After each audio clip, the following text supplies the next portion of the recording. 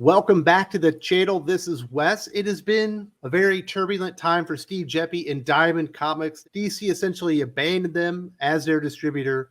Marvel Comics ended up following suit, but they did become a wholesaler of Marvel Comics and the other comic books that are with Penguin Random House. And apparently, I think they've kept like 30% of their business associated with Marvel actually goes through Diamond rather than Penguin Random House. They had to downsize some of their operations. I think they even did a big reorganization as far as the power structure for Diamond Comics.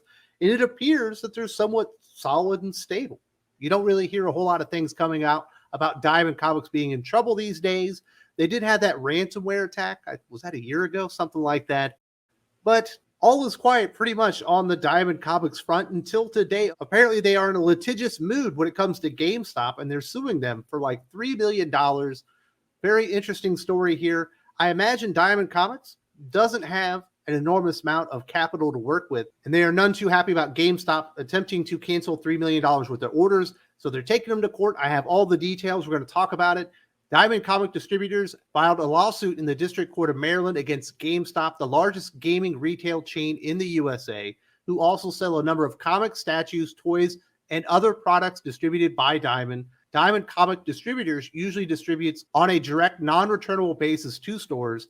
Diamond is suing for a total of $2.8 million for items that it claims GameStop ordered, but then tried to cancel orders on. For those of you who don't know a whole lot about Diamond Comics Distributors, they're the ultimate middleman. They're the main distributor for everything outside of Marvel and DC Comics these days, as well as a wholesaler for Marvel Comics, but they also distribute like statues and collectibles and stuff like that. And the way that they make their money is you make an order, a purchase order from them. They go and order and put the money down directly through the manufacturer, throw a little capital out themselves.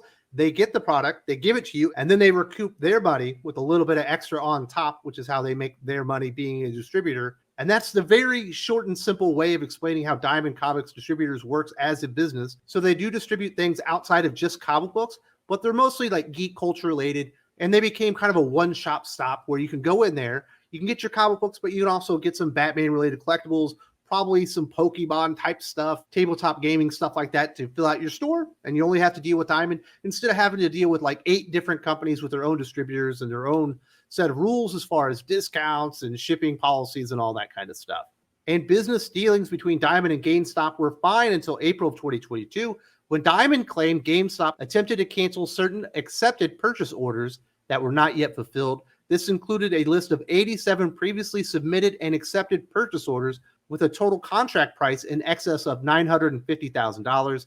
Diamond claims that they told GameStop that the products at issue were already ordered and paid for by Diamond, or that Diamond had partially paid for and was obligated to pay the full price for these goods.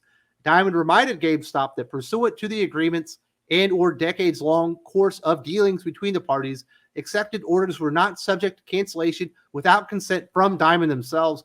GameStop nonetheless confirmed that it did not intend to accept or pay for the products. Well, that right there is what we call a kick in the nuts. If I was Steve Geppi and I was Diamond Comics Distributors, I would be very mad if they had put in a purchase order. You'd already kind of forked out the money to fulfill the purchase order. Then they came back and said, you know what? You already put down, like $300,000. We're just going to renege on that one. I don't imagine Diamond Comics are really cash heavy right now, and this could be a substantial blow to their bottom line. And that was only the $950,000, because the story actually gets worse later on. Now, I know a lot of people have a negative impression of Steve Geppi and Diamond Comics. They were a monopoly as far as comic book distribution for many, many years. There's no way to sugarcoat that one.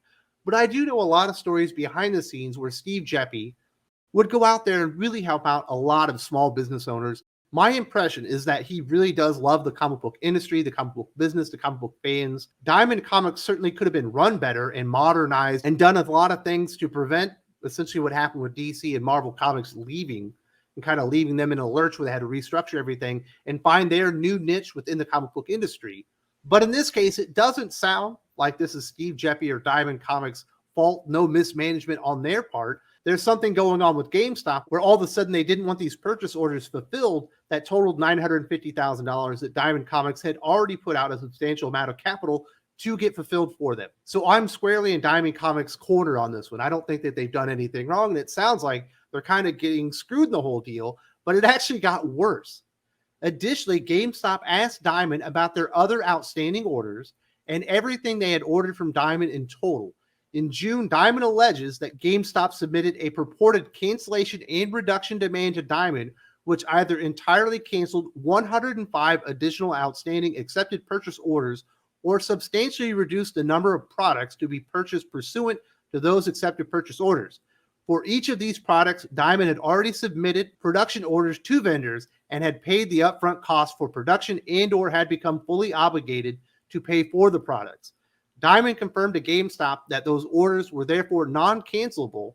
The contract price of these additional cancellations and reductions were in excess of $1.8 million, bringing the total attempted cancellations and reductions to more than $2.8 million. As I said earlier, these purchase orders likely cover a lot of things, not just comic books themselves. So I'm not sure exactly how much money Diamond Comics actually had to put out to get these purchase orders starting to be fulfilled to where they are obligated to it. But it's likely like over $1 million or close to $1.5 million.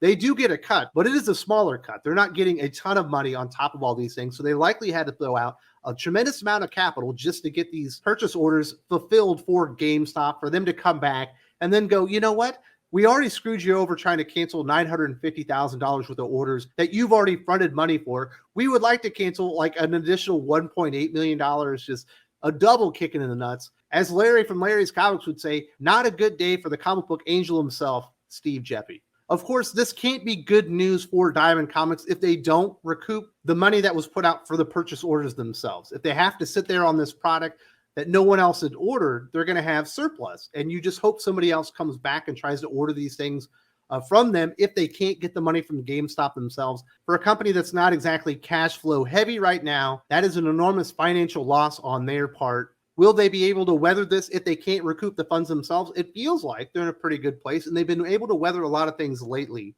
I don't think this will be the final nail in the Diamond Comics coffin. You know, we've seen so many things happen within the last 2 or 3 years with Diamond Comics that have been negative, and they've made it through. And it does appear they do have the funds for the lawyers and stuff, so there is some money there. The bigger question coming out of this is the financial stability and solvency really of GameStop moving forward. We know they've had a lot of financial issues over the past few years. They've had to restructure a lot of things.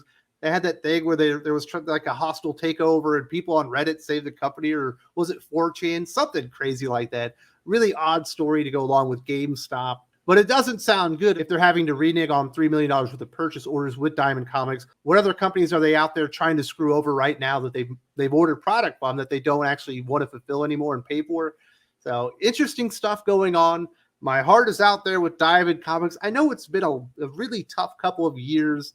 You've weathered the storm. Hopefully you'll get through this one, and hopefully they are able to recoup that money. It has been a very weird, volatile time for Steve Geppi and his company. A lot of comic book retailers were definitely in Diamond Comics' corner when DC Comics kind of pulled up shop, started up Lunar and USCS, and kind of killed off the monopoly that Diamond Comics distributors had. But one person actually kind of turned on him in the end, and that was Brian HIBBS. He was not happy to lose his discounts and the amount of freight they ended up having to pay. He's still pissed about it. He had a Tilting at Windmills article recently, but check out this video that I did talking about Brian HIBBS turning on Steve Geppi and Diamond Comics. Oh, and if you're on a mobile device, there's a link in the video description because I know this didn't show up for you on the screen.